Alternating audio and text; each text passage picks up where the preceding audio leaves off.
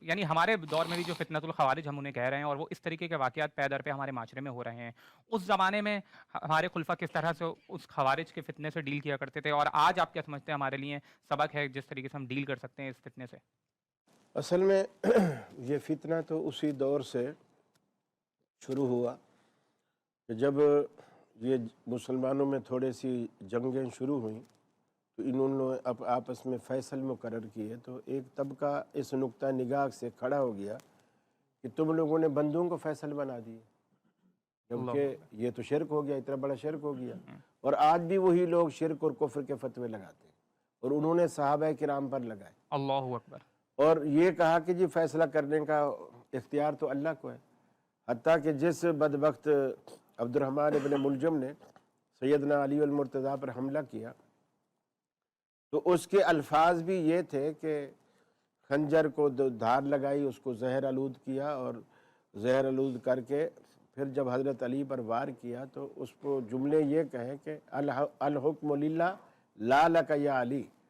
اے علی حکومت کرنے کا اختیار اللہ کو ہے، تجھے نہیں۔ اب ان بدبختوں کو یہ سمجھ نہیں آتی کہ اللہ تعالیٰ خود زمین پہ اتر کے آ کے اقتدار سنبھالے گا اور لوگوں کو حکم کرے گا۔ انسان اللہ تعالیٰ کا دنیا کے اندر خلیفہ ہے، اس کا نائب ہے۔ جیسے اللہ تعالیٰ نے آدم علیہ السلام کی تخلیق کی تو یہی کہا کہ انی جاعل فی الارض خلیفہ، تو اللہ کا حکم انبیاء کے پاس آتا ہے اور انبیاء اس کو نافذ کرتے ہیں۔ تو یہ ان لوگوں کی یہ سمجھ میں نہیں آتی۔ حضرت عثمان غنی رضی اللہ تعالیٰ عنہ کے دور میں یہ فتنہ بڑے عروج پر تھا، اور انہی سازشی عناصر نے حضرت عثمان غنی کو قتل بھی کیا۔ اور یہی پھر سازشی عناصر ایسے تھے جو مسلمانوں کی جتنی پارٹیاں بنتی گئیں اپنے بندے تقسیم کر کے ہر گروہ میں ڈالتے چلے گئے۔ مثلا حضرت معاویہ کا گروہ کھڑا ہوا کہ عثمان کا قصاص لینا چاہیے، بندے اس میں بھی چلے گئے۔ حضرت علی رضی اللہ تعالیٰ نے کہا مجھے اقتدار میں تھوڑا قدم جمنے دو، میں انشاءاللہ سب کے بدلے لوں گا، لیکن وہ جو ان کے اندر لوگ آئے ہیں وہ پھر ان کو یہ سازش بتا رہے ہیں کہ بھی علی کا ارادہ انتقام کا نہیں لگ رہا، قصاص کا نہیں لگ رہا، یہ ایسے ٹال رہے ہیں، یعنی دونوں طرف لگائی بجھائی کر رہے ہیں تاکہ ان کی کسی طرح بھی سلو نہ ہو پائے۔ اور یعنی ان کا ہمیشہ کردار جو رہا ہے وہ منافقانہ رہا ہے،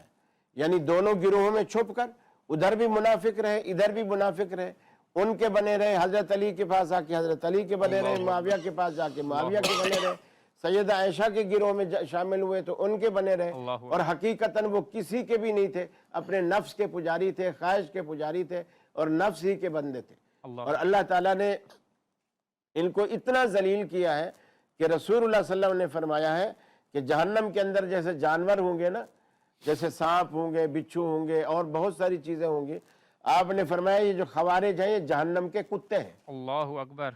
اب اس کا ایک واضح اشارہ یہ بھی ہے کہ اللہ تعالیٰ ان کو کتوں کی شکل میں تبدیل کر کے ان کو دوزخ میں